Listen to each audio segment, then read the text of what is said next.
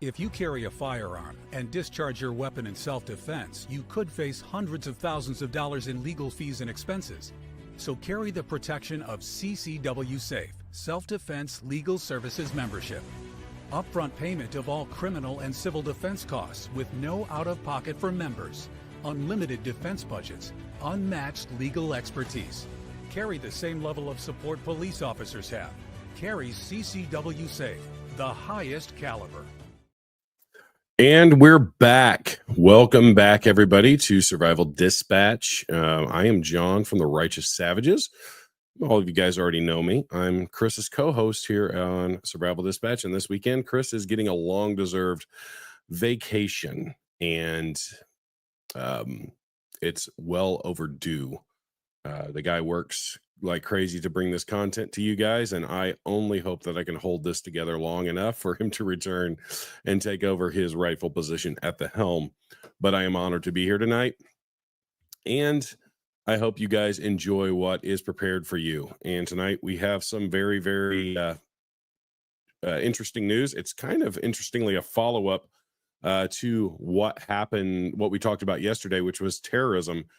And there has been a lot in that world, and none of it really bad news, but just news. So I am really excited to bring this to you. So before we get started, if you guys are interested in some higher level content, deeper content, don't forget to become an insider. And the insider, I'll talk about this a couple times tonight. It is the Survival Dispatch extra layer of information that we like to bring to you guys. It is a subscription service via Patreon. You just go to patreon.com/survival dispatch and sign up. It's $9.99 a month, and that will get you our survival guide, which is a 228-page guide. It will get you through any emergency situation that you could think of. It's a great resource for starting preps and just understanding situational awareness, whatever the situation is. So go over there. It also gives you access to our Signal chat, which has a large number of people dumping a lot of information into that chat. I'll be honest with you, I can't keep up with it. So I try to check in about once a day, but it's hard to keep up with it. It's just people constantly in there giving good intel and sharing things together. So I hope you guys, I hope you guys are ready for tonight, but don't forget to go over there and sign up today. So let's go ahead and get into our first story.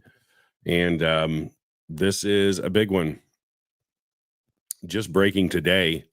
Just one second here.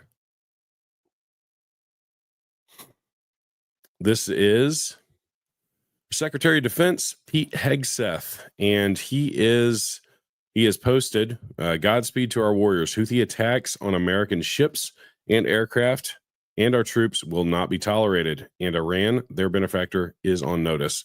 Freedom of navigation will be restored. America under Donald Trump will never back down.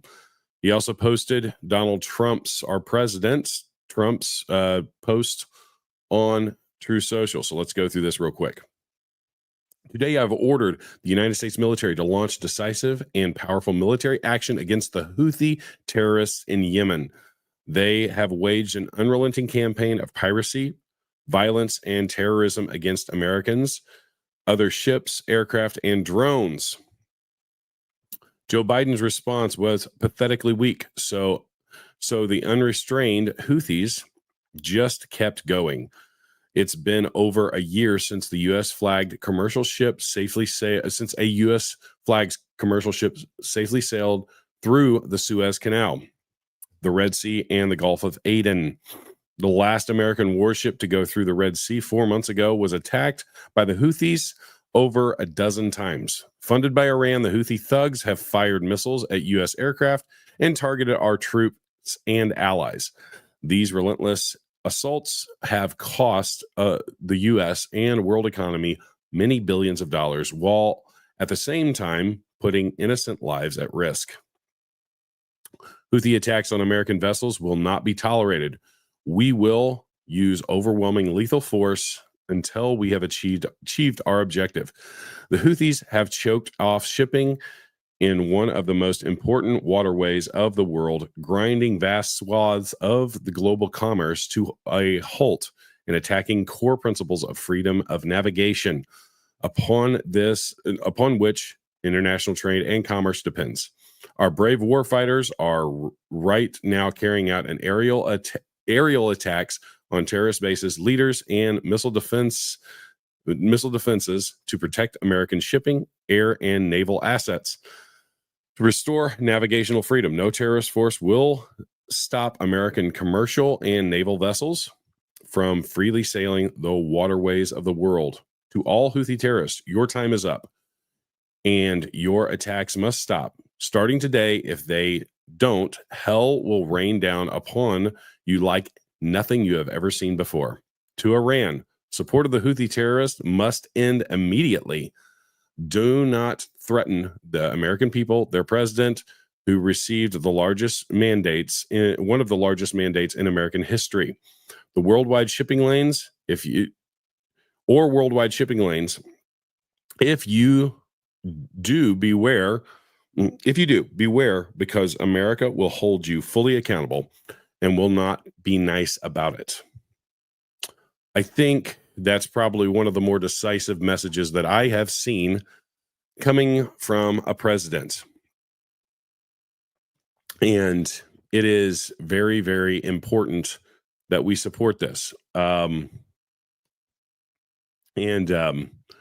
think that we all need to be aware that this is taking us into some waters that could lead to some war. But this is what happens when strength is not exuded on the world stage. And frankly, the last 4 years, there have been little to no strength shown on the international stage, with the walking puppet Joe Biden in the office of the presidency being controlled by someone else. And this is by design. They wanted to break down the Middle East. They wanted to break down the world. And thank goodness that we have somebody that can show strength in these situations. So real quick, this is from Fox News. Watch U.S. military jets before striking Iran-backed Houthis terrorists in Yemen. President Trump said the Houthis have waged an unrelenting campaign of piracy, violence, and terrorism against the American ships, aircraft, and drones. So this looks like FA-18s flying off of the carrier. I'm not sure what the carrier is, but this is American forces being brought to bear against a awful terrorist regime and backed by a horrible terrorist regime in a nation in Iran. So this is powerful stuff. Related, and this actually dropped early this morning. Another ISIS leader has been wiped out. Today, the future leader of ISIS in Iraq was killed. So President Trump is doing more than just one thing against these terrorist organizations on multiple fronts. He has relentlessly been hunted down by intrepid warriors. His miserable life was terminated, along with other members of ISIS, in coordination with Iraqi government and the Kurdish regional government. Peace through strength. And I think that's really kind of sums everything up that I've been talking about so far, is that we're seeing real strength, and we're seeing not the desire to get involved in wars that are never ending, but the desire to have decisive action when it is needed. There is a big difference in that. If we were going into Iraq in 2001, 2002, 2003, and Afghanistan to win decisive victories, to hunt down terrorists and not get involved in these muddy, mucked up wars, that's one thing. But unfortunately, the military industrial complex wants to feed itself. So anytime that a war is declared, or a war is, well, let's be honest. Let me back up. We actually haven't declared war since 1941. I know that's surprising considering how many wars we've been involved in, right? But we have not actually been involved in a war that we declared since then. but we have been involved in many wars that were not official wars, including the ones in Iraq and Afghanistan. But when we went in there, we didn't go in there with decisive action in mind. We went in there kind of blindly to the reality on the ground, and we paid a price for it. And then when we left, we just gave them more things to use against us in the future. And I think that it's awesome that we have a leader that is very, very much interested in not getting involved in foreign wars, but also not ignoring the threats on the foreign stage. And that's a big, big difference from what we have seen from both sides over the last 20, 30 years.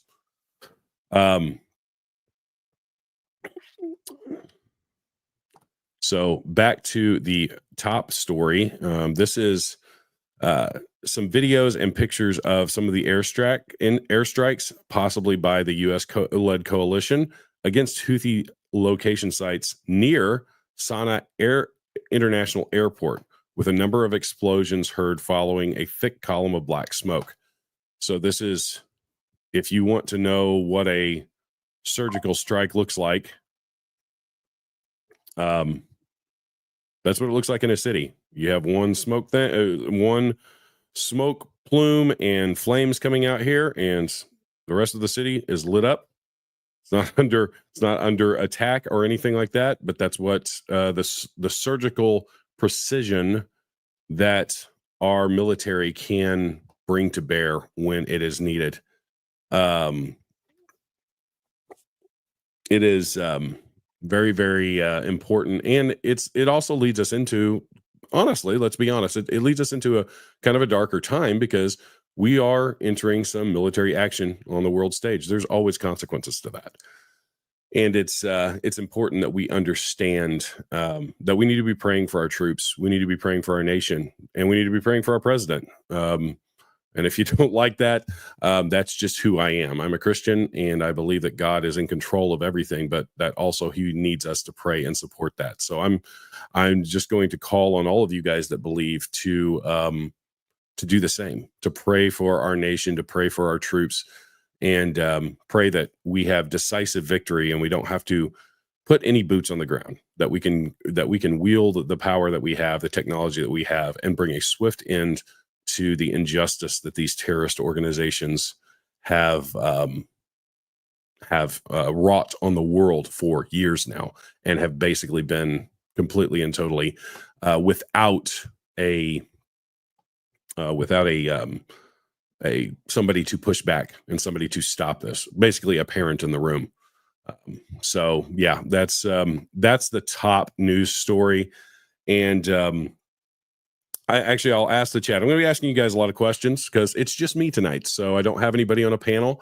So I'll be doing a lot more interaction with you guys tonight. So if you guys support these strikes, I want you guys to throw a 1 in the chat. And if you don't, you can throw a 2 in there. I don't think I'll see very many 2s, but maybe we will see a couple. But throw a 1 in the chat if you support Donald Trump's action against these terrorist leaders.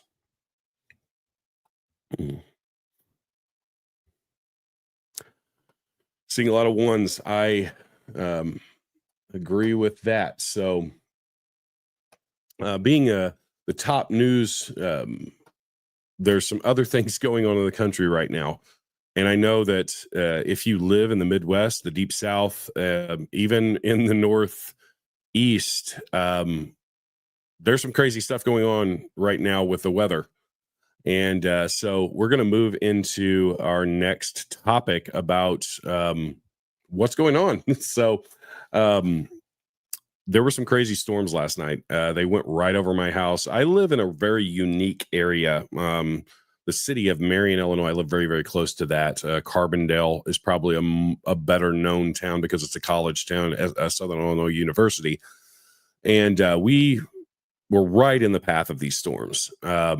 And really, we were worried because several large tornadoes dropped to the ground just on the Illinois side of the Mississippi River. We were right in their path. And just at the last minute, it really, the northern, this was a big line of storms that went all the way up the United States, from basically all the way up in the Great Lakes all the way down to the Gulf Coast, and this line of storms, and it really kind of almost split and went around our town. But I know there was a lot of other people that got hit, so we were safe. We never even lost power. A lot of wind and wind damage. We went out to the range today, and a lot of our targets had been blown over. A lot of just wind damage, but we didn't have any tornadoes directly in our vicinity. We had one about 10 miles north, and then one about probably 30 miles south west of us that had dissipated by the time it reached us. But there's been a lot of victims. So we're going to go through this real quick, and then we'll get to other news items. But I do think that this is something, because this affects all of us. And I know some of you guys are in these areas that are being affected, still affected. There's still tornadoes going on today in the deep South, in Mississippi and Alabama and places like that. And it's terrifying to see all of this going on. So let me bring up the first one here. Great follow for real-time updates is Ryan Hall, y'all. That's literally his name on YouTube. I was watching his stream for about probably 6 or 7 hours last night, and he's very, very on top of everything. Knows a lot about landmarks. I think he's a guy from the Midwest, but has a great team that does this. A lot of local meteorologists don't really give you a big picture. This guy does, but this is kind of crazy.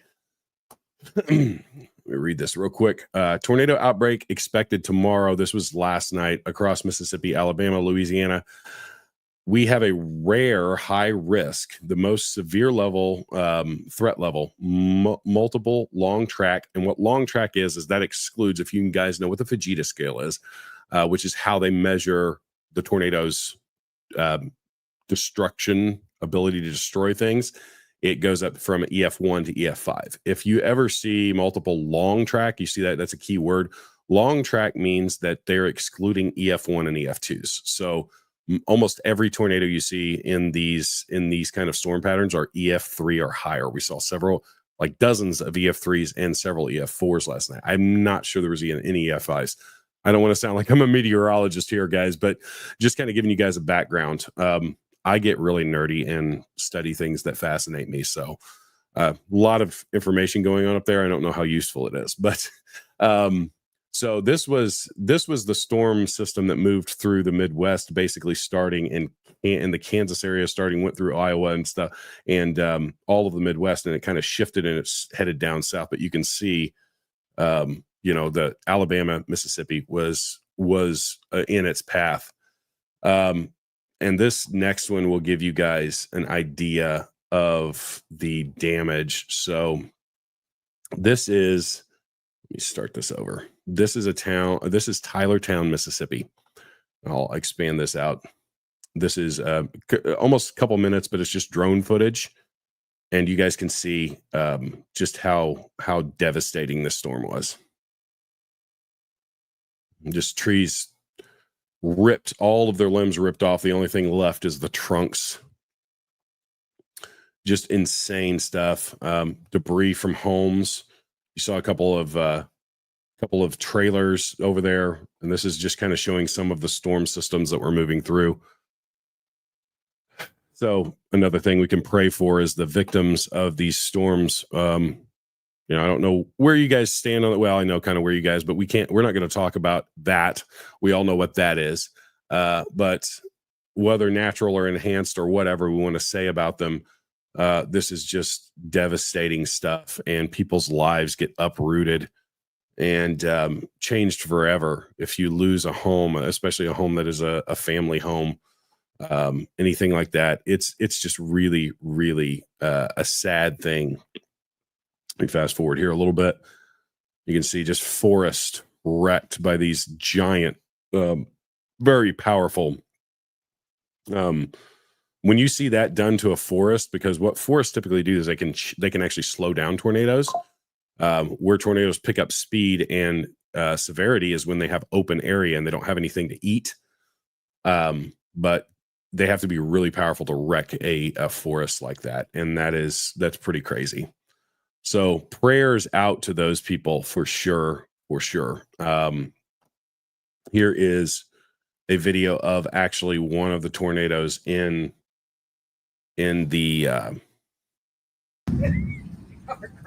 like they're in a Dollar General market here. It was in my truck. I fell. So you can see it there eating just over there in the forest. And they use the term eating because it's literally, it's going down and destroying things. It's just crazy. Were any of you guys around the storms last night? Let me know in the chat if you guys were in one of these areas. I know, obviously I said I was in the Southern Illinois area right outside of Missouri. There were a ton of tornadoes. I used to actually live in West Plains, Missouri when I was a little kid, about 6 or 7 years old. My dad was a pastor there. And so I know that community really well. They got hammered by a tornado. Poplar Bluff, Missouri, one of the EF4s, I think it was an EF4, hit a trailer park. And I think last I heard more than 10 people were dead. I don't know the latest numbers. Trailer parks are like the worst thing you can be in when a tornado hits. You live in a trailer park, do not stay there when there's a tornado. Go find somebody with a basement. You'd be better off to go to Walmart and sit in there than you would to stay in a mobile home.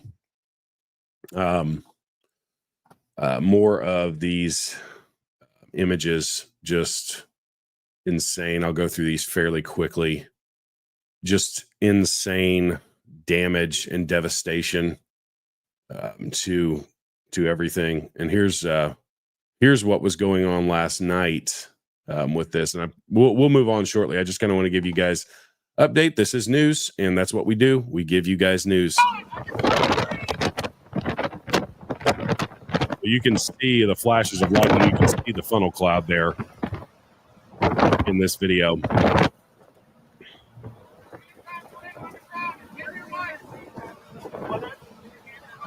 Right here. That was a full-blown. Really, really crazy stuff. That was in Bakersfield, Missouri, which is really almost directly west of us by about 3 or 4 hours. So just crazy stuff. And here's a still of the funnel cloud. Now, this is a big tornado, so this could still be a ways away from where this was taken. A lot of these storm chasers, they get really, really close to get the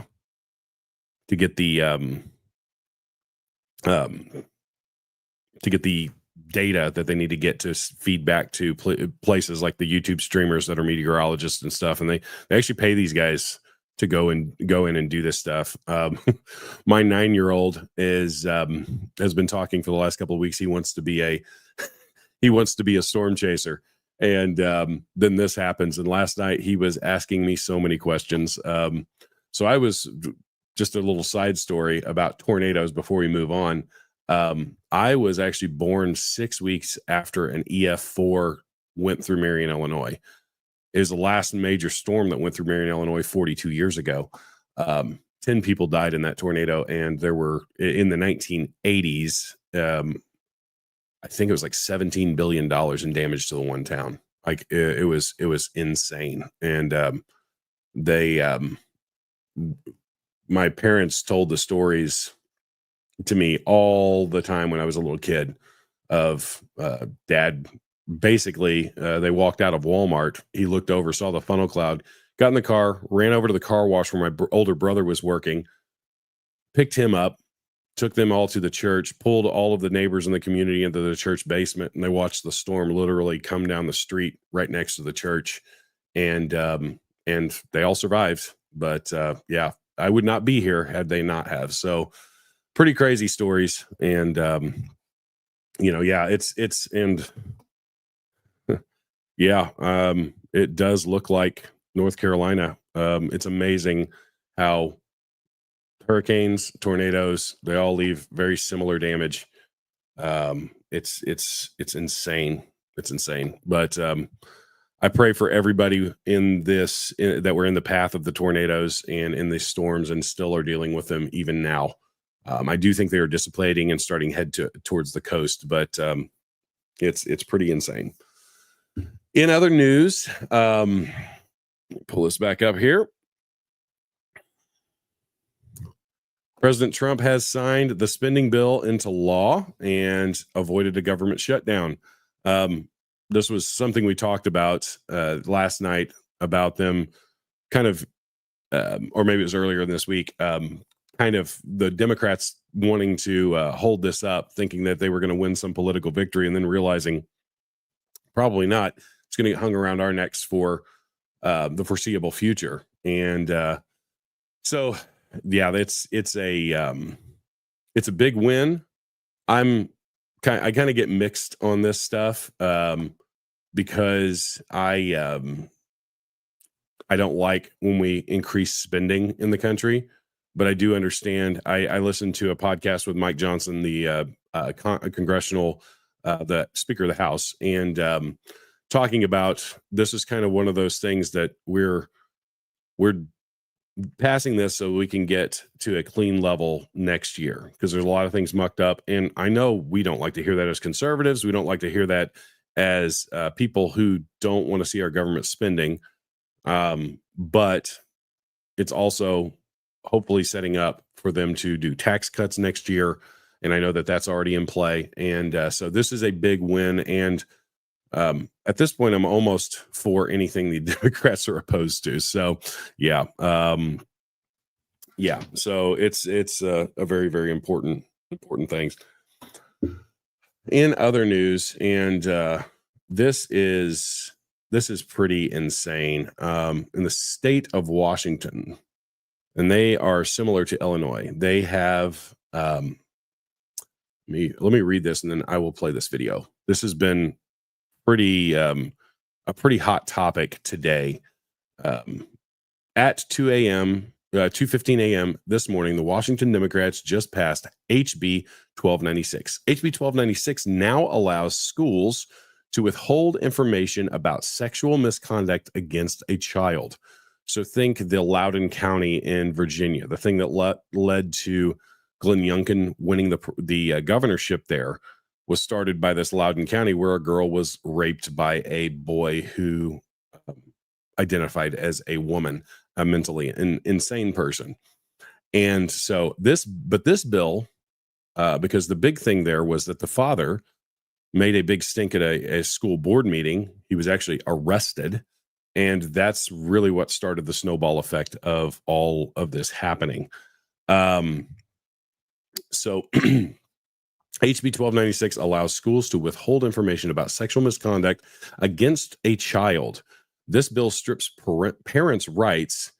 If a sexual assault happens, they will not be immediately notified. I don't have to hear anything else about this to know that, wow, we need to do something about this, because this is gross and disgusting. The underlying bill essentially states that schools can wait 48 hours before they tell parents if their child has been involved in any kind of criminal action or if there is any sexual misconduct of the staff. We have seen a stunning amount of sexual misconduct and sexual assaults by educators in our schools just in the last year itself, including 2 principals in a school district, and that hid from parents a statutory rape of a 16-year-old female student at their school by one of their staff. Washington State Democrats voted against the amendment to HB 1296, which would require schools to immediately notify parents if their child is a victim of sexual misconduct. Parents are already speaking out on social media, saying that schools are never against this just passed. Let's watch this video. I think it's a couple minutes long. The underlying bill essentially states that schools can wait 48 hours before they tell parents if their children were involved in any kind of criminal action or if there was any sexual misconduct of staff. We have seen a stunning amount of sexual misconduct and sexual assaults by educators in our schools just in the last year itself, including two principals in a Vancouver school district that hid from parents a statutory rape of a 16-year-old female student in their school by one of their staff. Now, as a parent myself, I would be disgusted and sickened to know if my kids had some kind of sexual abuse put upon them by staff, and I wasn't notified immediately of those things. Now, this happened actually in my kid's school district, where an 8th grade school teacher was grooming and having inappropriate sexual relationships with 8th grade boys. This is all too much commonplace, and parents deserve to know right away whenever there is any kind of criminal activity or sexual abuse or sexual allegations of staff that goes along with the safety of their children. For God's sake, please vote yes.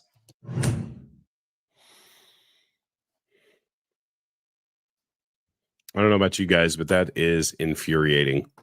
There's no excuse for that, and it's a disgusting thing that we are looking at. And after all of those parents and people crying out to say no, they still passed it.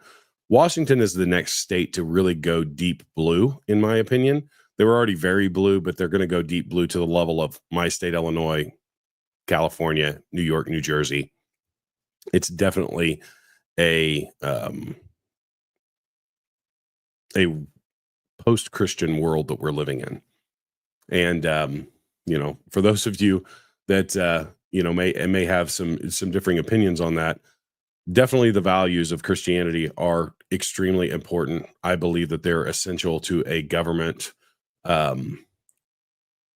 being able to run itself ethically, and the people to be able to have their voices heard. It's essential. And we have a unique country here that has allowed us to do this stuff and have our voices heard. And it's very, very important for us to keep that going. So, as I said last night, we have to stand up. We have to let our voices be heard and scream from the mountaintops. And that means even holding the current administration. I know, it's much better than the alternative. It is much better than what we were facing down the barrel of the gun of Kamala Harris being in control of our government on the heels of the human vegetable Joe Biden being in power, if you want to call it that.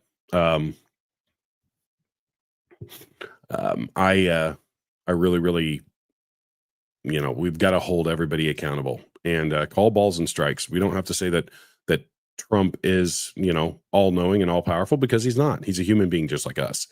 But way better than the alternatives. And I think that at his core, Donald Trump wants to do what's best for the American people.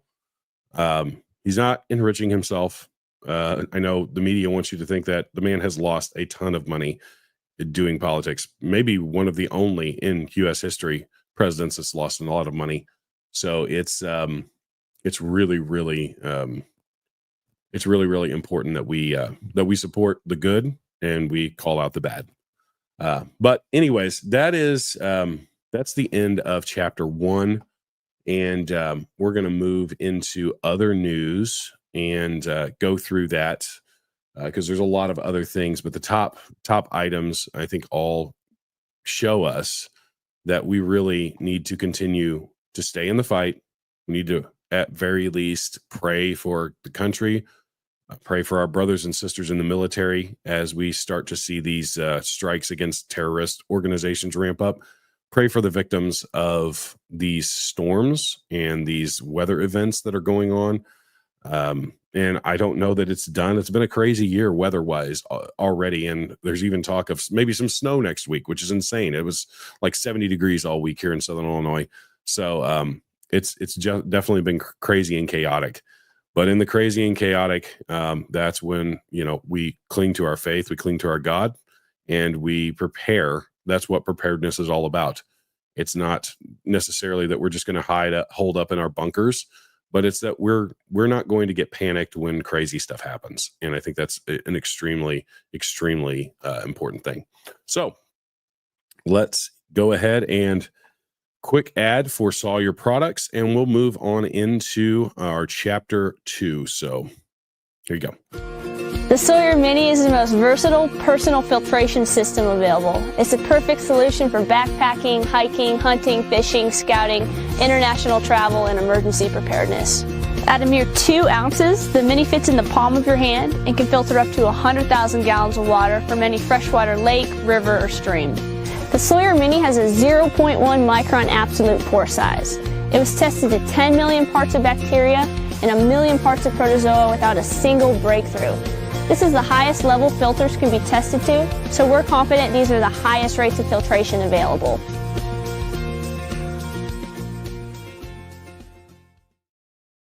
Okay, we're back here with chapter 2, and some of these are going to be linked to the first chapter, but some aren't. So let's go ahead and get started. This is from Mark Wayne Mullen, the senator. He's come to fame from some of the things he said during some of the confirmation hearings lately, and he has some interesting words about the future and what the Doge Act is actually all about. So real quick, let's watch this video. We're getting a lot of questions about what's the difference between the House budget that they voted on last night, reconciliation budget package, whatever you want to call it, or the Senate version that we passed last week that was, the all-night vote-a-rama. By the way, because some people are calling it budget, some people are calling it reconciliation, why don't we call it the Doge Act? Because really this is about President Trump's agenda, about pushing forth his agenda, making the cuts, getting us healthy, making sure our defense is strong, making sure our economy is strong, making sure our energy sector is strong, making sure our military is strong, and then locking in taxes. So what's the differences between the two? The one we voted on in the Senate last week is just a very narrow package. It just dealt with defense, national security, and the border with energy in it. What the House passed was a much broader package, and it also included taxes. Now, the current tax policy, we're just looking to extend it.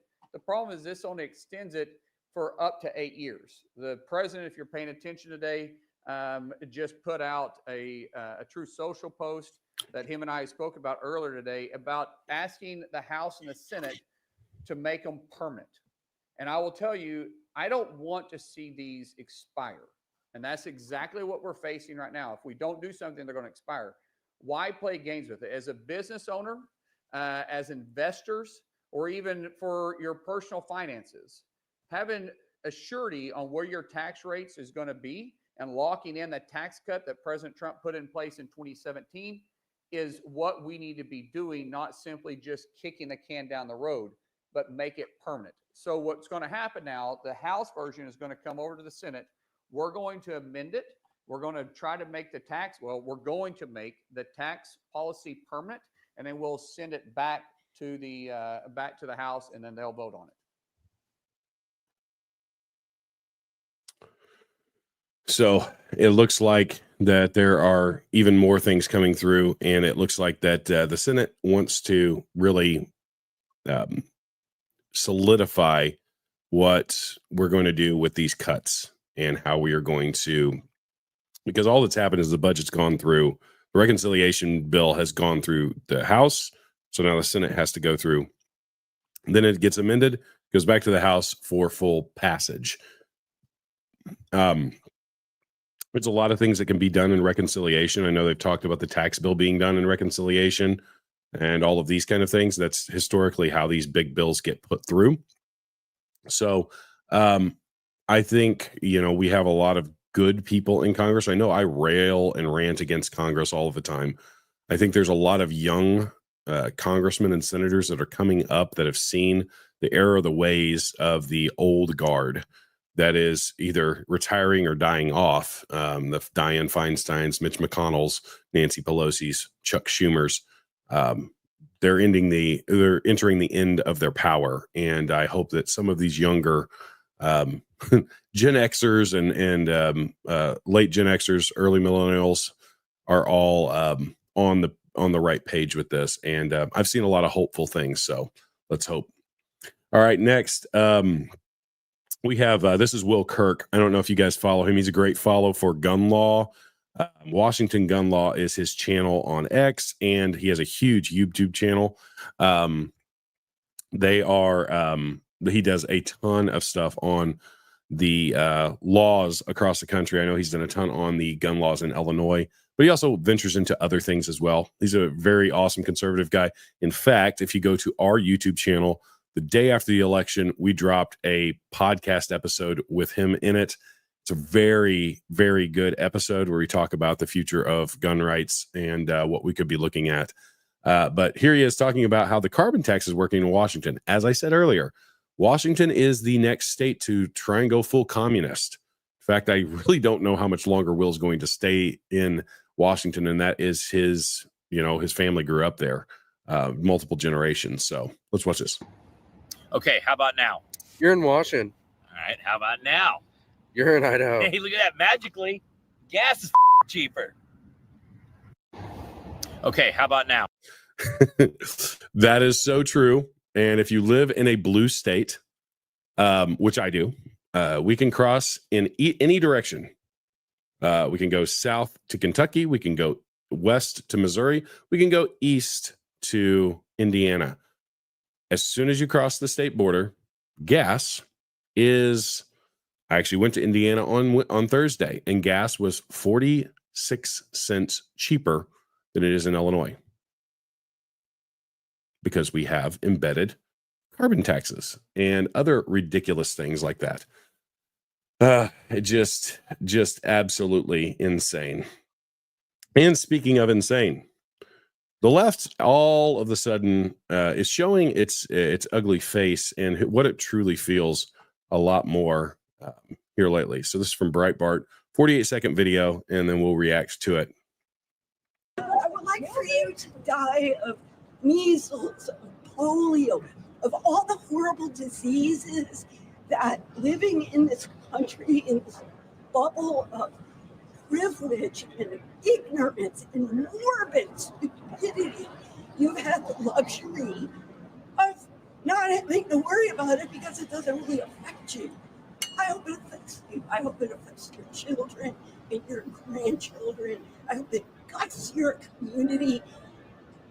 That will make my life meaningful and extremely happy. Wow, what an amazing experience. Did you get all of that? Hey, What an amazing experience that was. you get all that? I hope you die of all the horrible diseases and pain, and that will make my life have meaning. If that's not insane, I don't know what is. Like, that's just insane, crazy lunacy.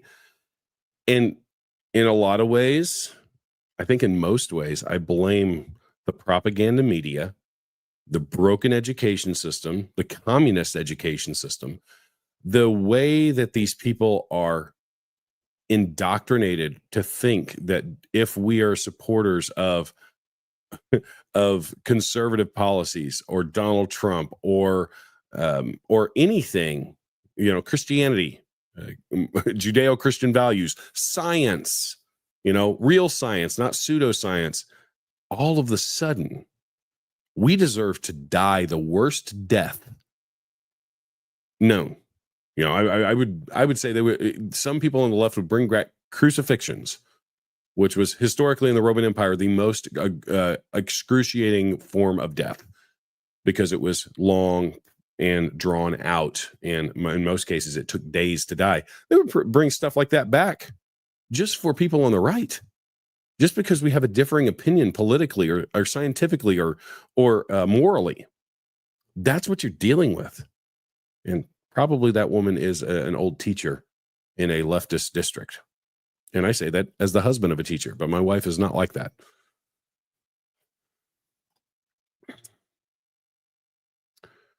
So I'm sure we've been aware, everyone has been aware of the boycotting that has been going on with Elon Musk and Tesla mainly from the left, because the left was all into the electric car. I'm still not sold on electric cars.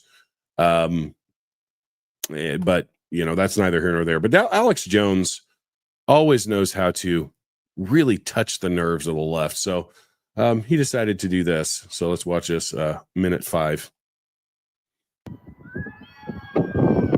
America is winning and taking the country back from George Soros and the millionaires, and the leftist terrorists are not successful and will not be able to stop us from removing the deep state. America is rising. America is standing with President Trump and Elon Musk. America is standing against the tyrants, and we will defeat you. You can burn up Tesla dealerships. You can engage in terrorism. But it's not going to work. Right here. It is not going to work. America.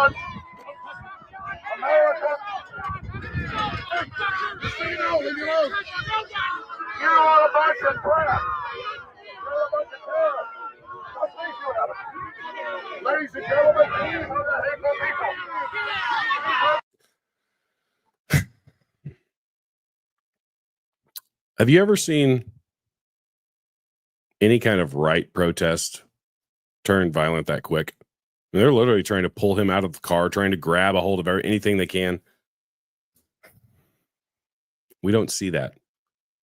One of my early memories. My dad was a very, very big advocate in the pro-life world when I was, preteen. He went to Wichita, Kansas, to a pro-life rally that was like 50,000 people. We went to the March for Life once, and it was incredible. But the one thing I remember about that, every time that happened, it was peaceful. It was people trying to convince people not to kill their children, and being willing to pray for them and talk to them and all of this stuff. It was very peaceful. We got involved in the Tea Party very early on, and that was in the early 2000s. I was doing sound work with sound systems at the time, and I would set up sound systems at these rallies to allow them to speak on the speakers. And we always left these parks and these town squares cleaner than they were. They were literally little old ladies in these crowds walking around picking up trash that was there before we got there, and we left them cleaner. And that's not what you see here. It's just a bunch of rabid leftists spewing propaganda, saying all of this stuff. And that's really the biggest indicator, and of course they always want to point to January 6th and the violence that happened on January 6th. That was very, very small in comparison to what's going on. I'm not condoning violence at all.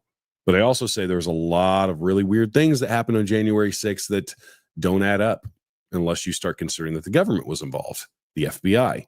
But it wasn't. It's never been like this when we do these kind of things. It's so crazy to watch. But anyways, so this is interesting. Benny Johnson just put this out. The Minnesota Senate Republicans just introduced a bill classifying Trump derangement syndrome as a mental illness.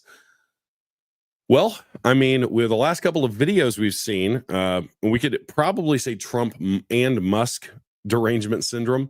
Can we classify both of them as mental illness, or just even, could we just say right-wing moral Christian conservative derangement syndrome as a mental illness? Because I truly, the level of insanity that we're seeing in the world as a result of this is, it's unbelievable and really probably unprecedented. The left, they don't know how to react. It's the kids that never were taught how to learn from losing. They always got a participation trophy. I think that's what you're seeing. You're either seeing that, or some of those people at that Tesla protest look pretty old, probably before participation trophies, but they're probably the people that introduced them, and have no idea how to take a loss, how to be introspective. hey, maybe I should look at myself and see if I might be part of the problem here. Maybe my worldview is kind of messed up. Nope. You're wrong. Even though you're in the majority, you're wrong. And I'm going to be violent against you, and I'm going to stop you, and I'm going to spew hateful rhetoric at you. I'm going to call you a Nazi. Even though, what Trump's doing, trying to return more power to the states, trying to decentralize the government, that's kind of the opposite of what authoritarians do and Nazis. But anyways, and here's another interesting one. And I'll ask you guys a question on this, because there's differing opinions on this. I know we probably have much more libertarian bent here. I tend to be a very anti-pornography person because I know what it does to the human soul. But this is really an odd thing. So in the middle of this trade war, I don't know where that came from. Canada has nuclear weapon in trade war, ban Pornhub in the US. So here's what I'm going to ask you guys in the chat. If you think this is a win, so this would be basically, I think if I don't know a lot about Pornhub, but I understand, I think it's a Canadian based company, so they could technically ban their product from the US. So if you think this is kind of a win for us, if they do this, go ahead and put a 1 in the chat. If you think it's not a win, didn't put a 2. And if you think it's doesn't matter either way, put a 3. But yeah, for me, I think this is a win. It's kind of an odd win, but yeah, I think it's kind of a win. So, but just such an interesting thing in the news to see this. So, yeah. So the next one is a video. It's about 2 minutes long, and this is older millennial. You guys want to watch somebody who's he's a very smart dude. He started a TikTok account back in 2020. I heard him on a podcast the other day where he said he's on his 63rd TikTok account. He's been banned 62 times. So I forget what podcast it was. It was the first time I'd seen him on a podcast, but he said, yeah, I think it may have been Tim Pool, but he had been banned 62 times on TikTok and had to start a new account. And I think he's over 1 million followers. So he just keeps gaining the followers back. But this is him. He's got a question for liberals on why Elon Musk. Let's watch this. Liberals, I have a question for you, and I'm willing to bet the vast majority of you don't have a solid answer. And that question is, why Elon?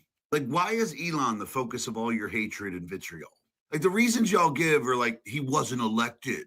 Okay, I get that. But neither was Lee Zeldin, and he's currently dismantling your whole climate change agenda. Tom Homan wasn't elected. This dude's rounding people up in the street and deporting them. Lyndon McMahon wasn't elected. She just fired half the Department of Education. I mean, you could go after Kash Patel. You could go after Pete Hegseth. You could go after Kristi Noem or Howard Lutnick or Elise Stefanik. All of these people were not elected. And they're all doing things that you liberals have said you despise. So why Elon? Like, the only thing Elon is doing right now is auditing federal agencies. Like, he's trying to root out fraud, waste, and abuse. And somehow that has you more pissed off than anything anybody else in government is doing. Do you have a good reason for that? Hopefully by now in the video, you're starting to realize that the only reason you're so targeted on Elon Musk is because that money is something the establishment and the deep state need. They need that money funneled out of our government. They need that taxpayer money funneled to their special interest. And that's why they've made sure you're so targeted on Elon Musk. I mean, think about it for a second. You're actually at the point where you are attacking people for buying EVs. Like, your targeting of Elon Musk has even gone to the point that now you don't give a fuck about climate change. Like, you're now so for climate change that you want to destroy people's electric vehicles. The same vehicles that, like, 3 years ago, Joe Biden told you all you had to buy. Like, think about the actual insane actions you've taken over the last few months. You've resorted to firebombing EV dealerships. Why? Because Musk is finding fraud, waste, and abuse in the government? Like, do you understand how little sense that makes? Of everybody that Trump appointed, of everybody who's currently in our government that wasn't elected, you are attacking people and destroying property over the guy that's trying to save you money. You've officially become sheep for the deep state. And now you're apparently willing to go to jail on their behalf. I think he brings up some very, very important points here. Why are we targeting the guy that was honestly a darling of the left? And and all of a sudden they turned on him because he supports the Orange Man or wants to work with the Orange Man. Cheesecake. Just if you go to X and just look up the older millennial, you'll find him, and I believe that's the name of his account. So super good follow. He does a lot of videos like that. He's a cerebral guy. He's a deep thinker, and he brings it across in a kind of a comedic way. Really, I've been following him for a long time, and up until the other day when I found out it was on the 63rd account and he's been on multiple account iterations on most social medias, just because he puts controversial, things out, which they're all exactly like that. But yeah, I wondered why I would have to follow him every once in a while. I would have to refollow him. His videos would pop up, and I'm like, how am I not following this guy? But now I know, because he was having to redo his account all the time. Next, let's look at, I don't know if you guys know this, but the Pope is very upset about our immigration policy. So the media asked Tom Homan, not Mark Homan, Tom Homan, what he had to say about the Pope's words. So let's listen to this, 36 seconds. The Pope this morning had some very harsh words for the... I got harsh words for the Pope. Pope wants to fix the Catholic Church. I'm saying this as a lifelong Catholic. I was baptized Catholic. I was First Communion as a Catholic. Confirmation as a Catholic. He ought to fix the Catholic Church and concentrate on his work and leave border enforcement to us. He wants to attack us from securing our border. He's got a wall around the Vatican, does he not? So he's got a wall around to protect his people and himself, but we can't have a wall around the United States. So I wish he'd stick to the Catholic Church and fix that and leave border enforcement to us. Sir. Boy, howdy. Boy, howdy. Absolutely.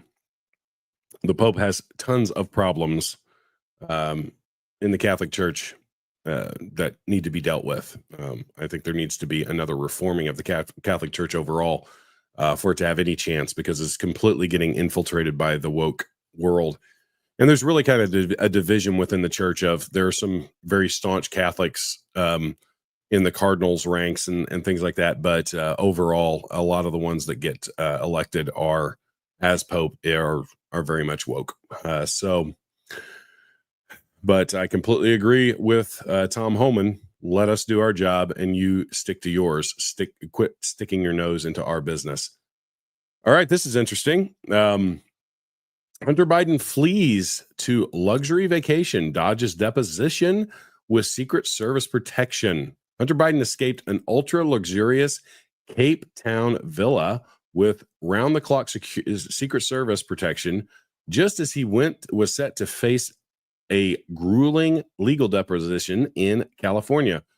Photos show Hunter relaxing in a $500 a night beachfront estate while claiming he is too broke to continue the lawsuit against Garrett Ziegler over the laptop from hell revelations. Ziegler's lawyers accused Hunter of fleeing and to dodge questions while taxpayers foot the staggering bill for elite security detail. Okay, let's ask the chat again. Do you guys think that Hunter Biden's Secret Service details should be pulled? I remember they were trying to do this to Donald Trump, but this guy is actually a criminal, an actual criminal, unlike what they were trying to say about Donald Trump. So if you believe that maybe we should have, to save the taxpayers' dollars, have this drug addicted pseudo artist, former businessman of his father, his Secret Service detail removed, put a 1 in the chat. And if not, put a 2. See how this goes.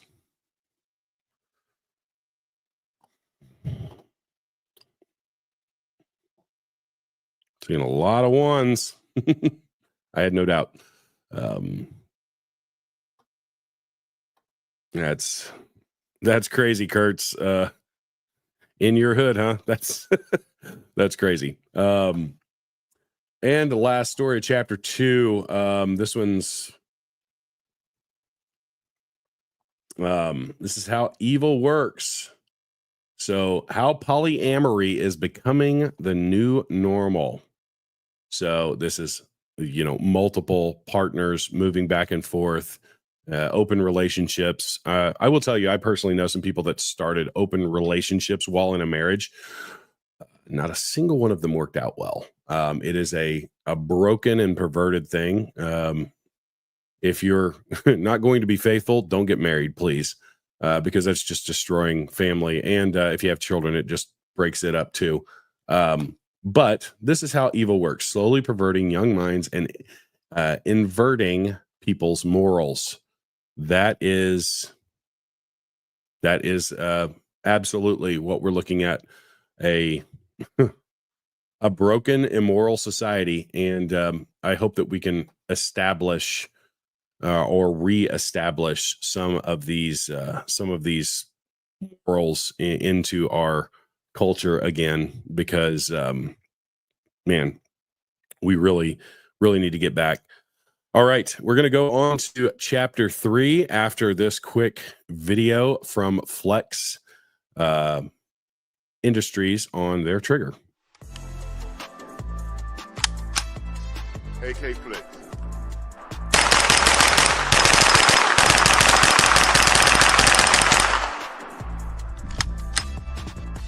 AK Flex.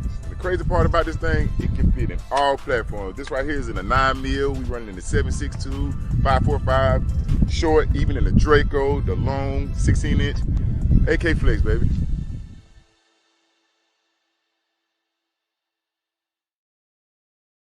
Okay, so that's from Flex Industries, and they make a great trigger, new AK trigger. I'm hoping to get one for one of my AKs. I have a MPAP or M70 Yugoslavian AK.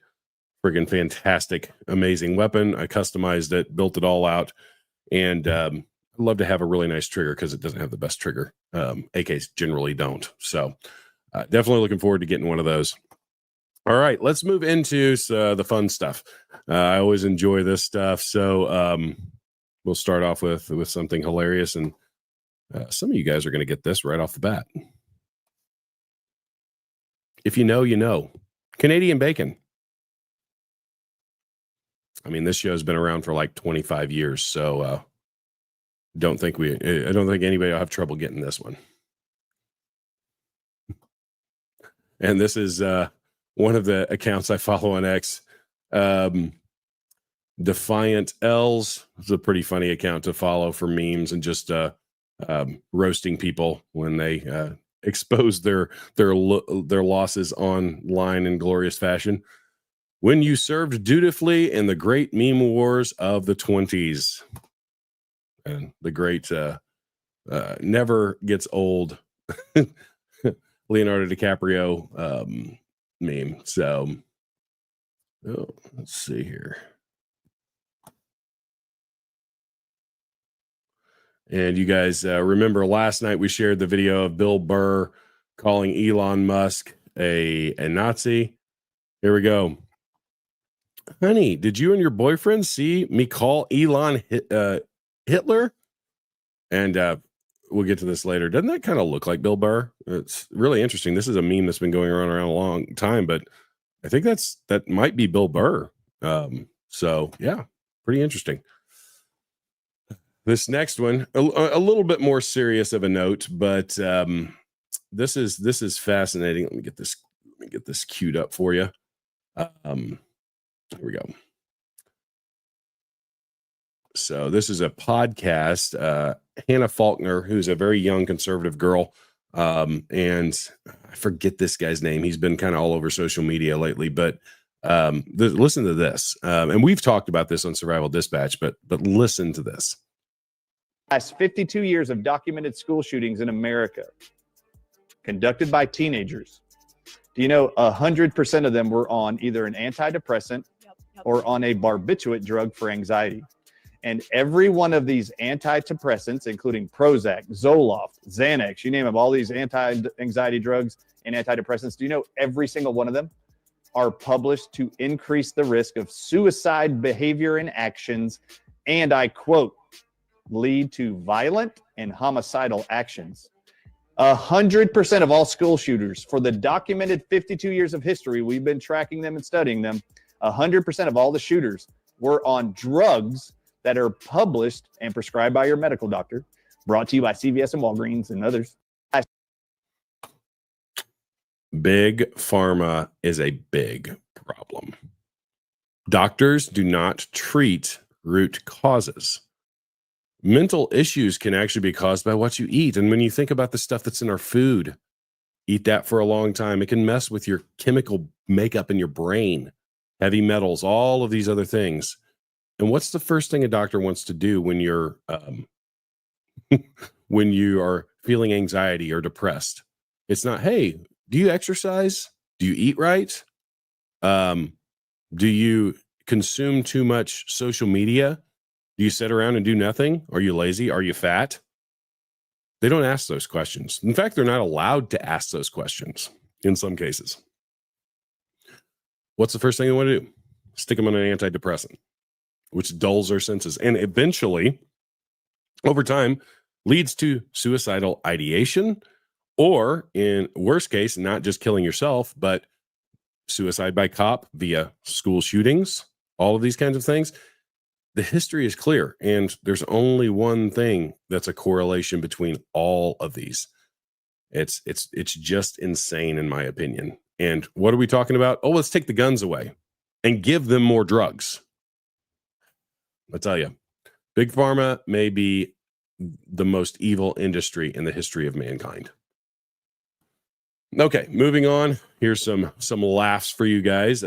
Chuck Norris is going to tell a story about a tiger and the reaction when there was a growl heard.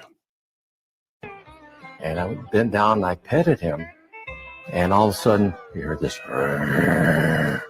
like that. So the trainer says, "Get up very slowly and back up." So the tiger did.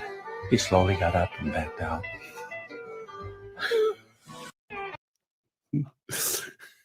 Chuck Norris, just an amazing national treasure. Hilarious. So, okay, here's one for you guys. And this is a tough one. And honestly, I struggle with this. I know what my answer is, but I struggle with this. Okay, so let's start and kind of go 1, 2, 3, 4. Of these 4 options in the chat, what would be your answer? And I'll tell you mine in a couple seconds. But this is 1, 2. Blue is 1. Black is 2. This looks like a fish oil is 3, and red is 4. Let's see what you guys think. You can only keep one of these things. And so far, everybody's got the same answer as me. So,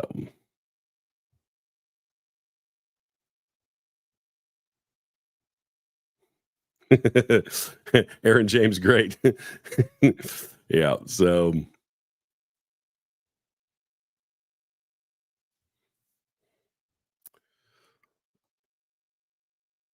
yeah. So mine, this was really hard because these two obviously have to do with, human life, morality, and dealing with mental illness. This is something I really want personally. Like if I was just picking for myself, this would be it. But Rob Wright, you've got the right answer. Yeah. 1, 2, 3, 4. Your lips to God's ears. And I thought transitioning kids and abortion, those were kind of neck and neck.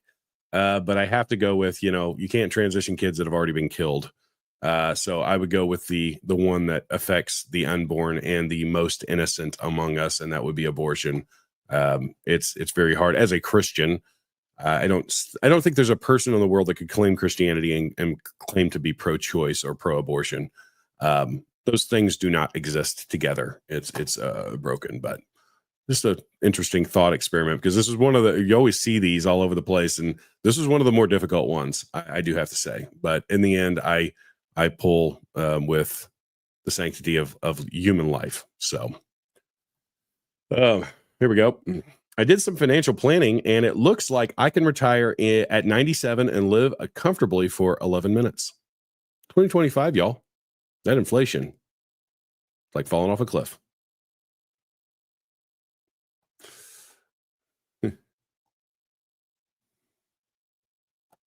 Here we go. This is a good one. You know, the American people have had enough when this AI video of Senator Elizabeth Warren running from the FBI with bags of cash gets 45,000 likes. We are sick of politicians and filthy rich insiders trading, laundering our money to NGOs and selling us out. 100%. AI is getting really good at these too. Okay. California inmate has beaten to death 2 child molesters with a cane while in prison, authorities say. And I'm going to salute that man. More. You're already in there. Just keep racking them up. We're cheering you on, buddy. Here we go. What people say they hate. So if you're looking at a map, California, Oregon, Washington. What people really hate. Look at this. And that's true. You get into this area in California, up into the northern country in California, it's as red as Southern Illinois, and Southern Illinois is extremely red. Oregon, in fact, parts of Oregon are trying to break off and join Idaho. There's actually a legal battle in the legislatures.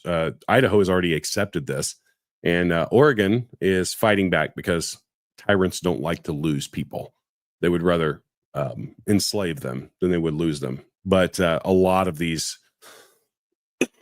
things, and I'll tell you this, in my own state of Illinois, there is, I think, 33 or 34 states that have all are counties, not states.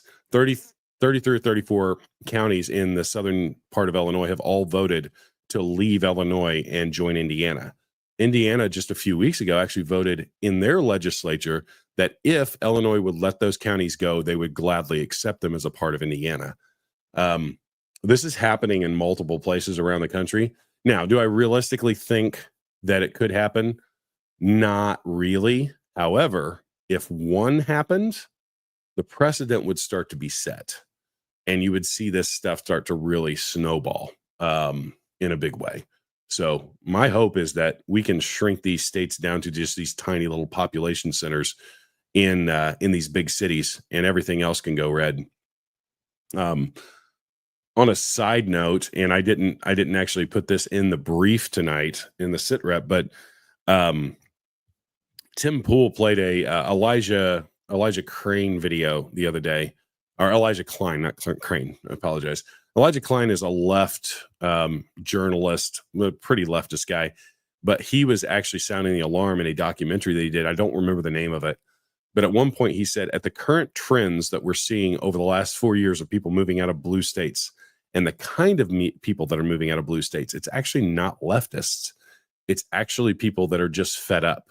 It's people like me that like, I want to be able to have my guns without fear of the state police knocking down my door and taking me and hauling me off as a felon when I've never committed a crime. I had a top secret clearance in the military for 12 years. I haven't even had a traffic ticket in a while. Now I know I was pulled over the other day, but I didn't get a ticket. So I'm still good. It's been over a decade since I actually got a ticket. I will say, man, we need to we need to really send a message to these people. And what's going on? Getting back to my story, what's going on is if they stay at current trend levels, which I believe they will, because what's going on in the blue states, they're just entrenching themselves more. Like the state of Washington, Illinois is going to have the highest taxes in the country next year. Like, multiple articles came out about this last week. When all the new tax rules come in from Illinois in 2026, January, we will have the highest taxes in the country, in the Midwest. You know, in an industrial state in the Midwest. It doesn't make any sense. But it's because these leftists are just trying to entrench themselves more, dig their feet in. They're not learning from the losses. They're just trying to get more and more tyrannical. And so at current trends, by the year 2030, the Democrats will not be able to actually win a national election, because it won't matter if they win Michigan, because the shift is already happening. So the 2030 census, and this is why we need to get these things in order so they can't lie on the census. The political shift in the Electoral College will make it nigh impossible for the Democrats to win a national election. They know this, guys. That's why they're fighting so hard, is because they know it too. And this was a leftist that put this information out. Here we go, from earlier in the stream. Here you go. The resemblance is uncanny, isn't it, guys? Is this Bill Burr? I mean, yeah. If you think this is Bill Burr, put a 1 in the chat. This is, if not, put a 2. But yeah, I think this is, this might be Bill Burr.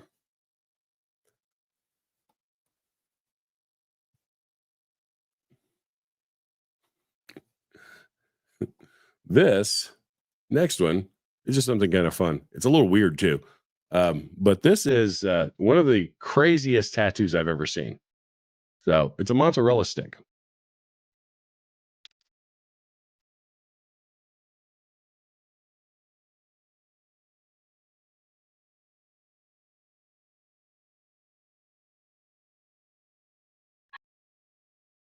That's crazy.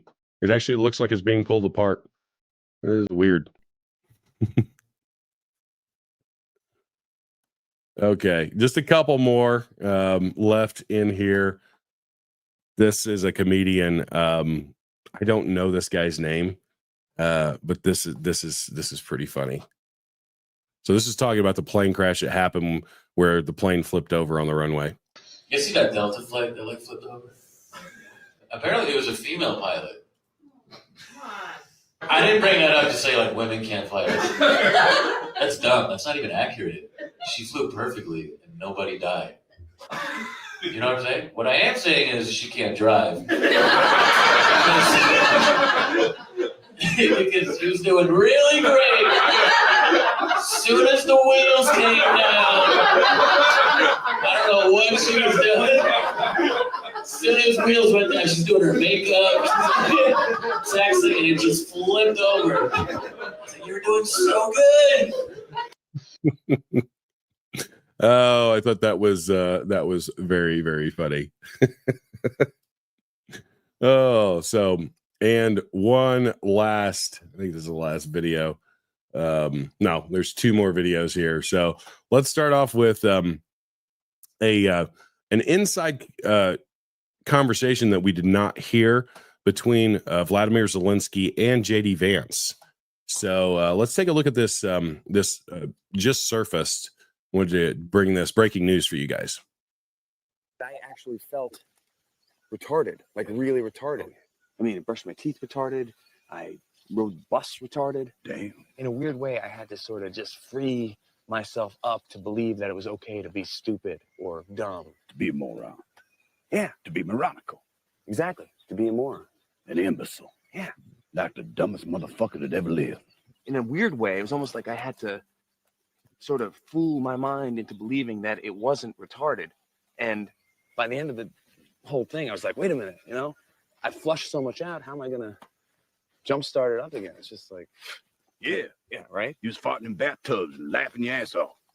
Yeah. You serious? You don't know. Everybody knows you never go full retard. What do you mean? You know any retarded war heroes? You went full retard, man. Never go full retard. You don't buy that? That's Sean Penn. Remember? Went full retard. Went home empty-handed.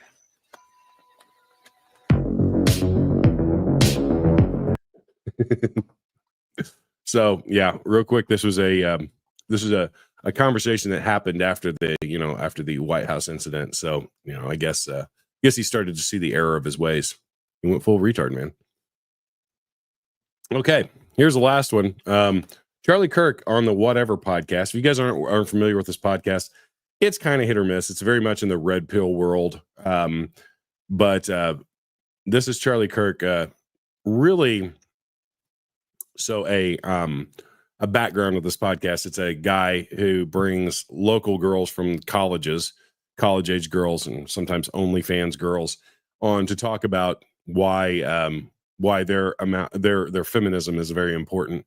So this is Charlie Kirk kind of debunking the wage gap argument, but using a very unique analogy to do it. So let's watch this real quick. Let's say there was a company that employs OnlyFans models, and then they take a cut and they do all the work for you, okay? And they employ male and female OnlyFans models, and they both work 10 hours a day. The female OnlyFans models will earn $1 million a year for the company, and the males will only bring in $100,000 a year for the company. Should they have to pay both of them the same because it's equal work for equal pay? Or should they give more money to who's actually bringing money to the door, the women for the company? I don't know. I don't have like an opinion on like that kind of stuff. Like, I think you both know the answer. You're just afraid to say it. That like, women should be able to earn what they earn and they provide.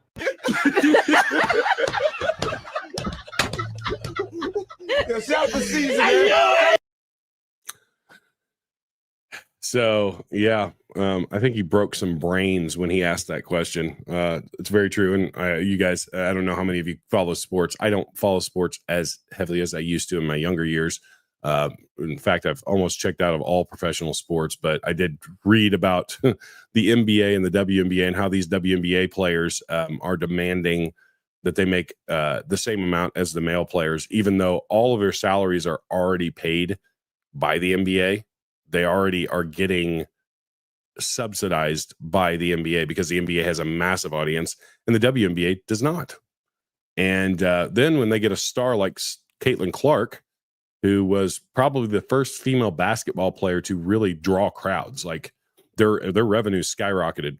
But what did they do? Because she was a white girl, they would try and injure her on the court, talk crap about her, do all this stuff. And she did some stupid things by bowing the knee to the woke mob a couple of times. But that's what they do. When they really have the opportunity to market a star, they just sit there with their hand out and say, "More money, please," instead of actually getting around the star because she's white and she's not the stereotype for the WNBA star. So anyways, that is it for our stream tonight. So I know we're a little bit shorter tonight, but you go through stuff faster when we don't have a full panel to talk about everything that's in here. So you kind of see how how it goes typically with the brief. So, but real quick, we always like to give you guys marching orders. We always like to give you guys things to think about and things to apply to your own lives. So first off, I think one of the things, and I said it at the beginning, I'm going to reiterate it here. With all of the things that are going on in the world and in our country, we need to be praying. The storms, the foreign engagements, the cleaning out of corruption, because I'll tell you this, it's going to get ugly when these things start being cleaned out. And we've got to pray for protection for the people doing it, and pray that people will be awakened to what's going on. More people will be, and will demand that the corruption stop. The one time, I will say this, the one time that Jesus, when he walked this earth, showed violence was when he saw corruption. And that was in the temple.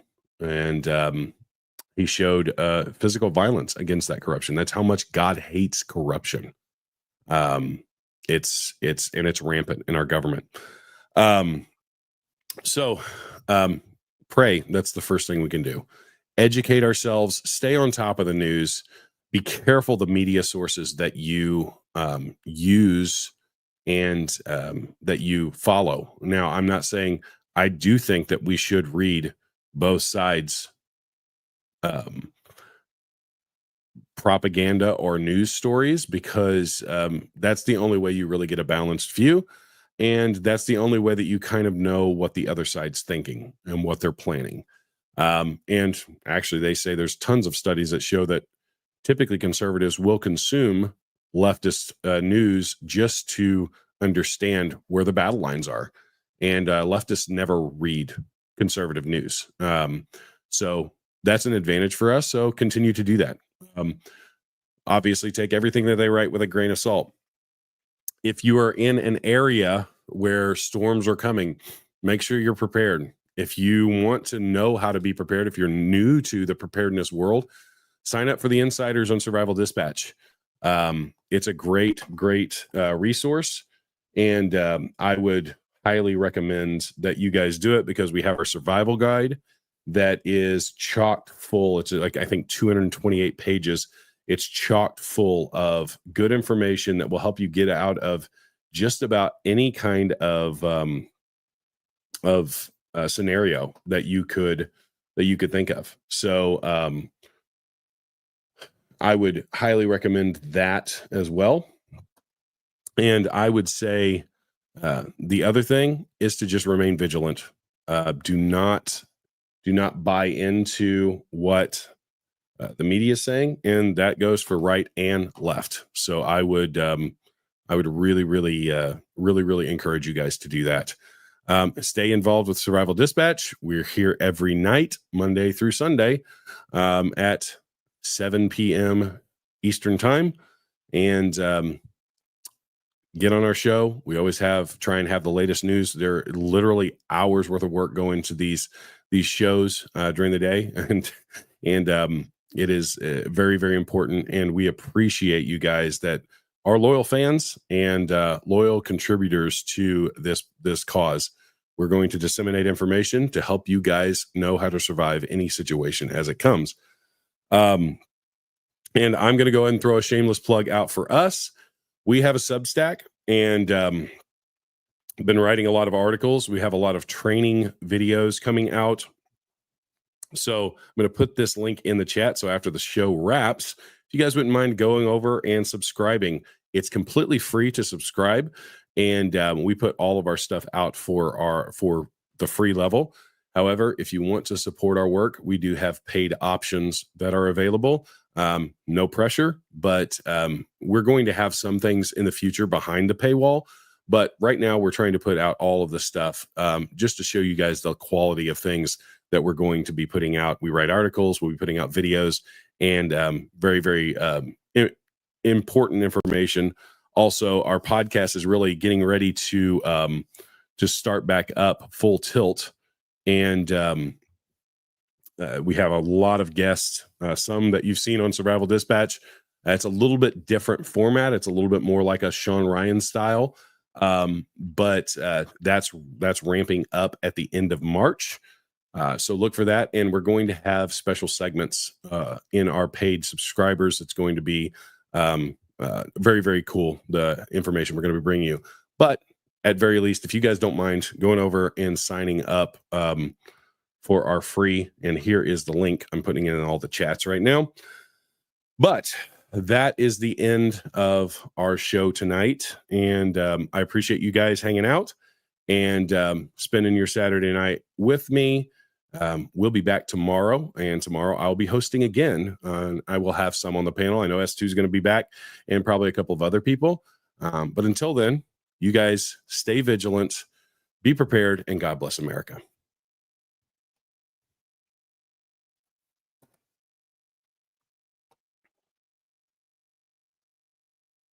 We're going to have a country that's unified, but we're going to bring everybody together. We want it all back.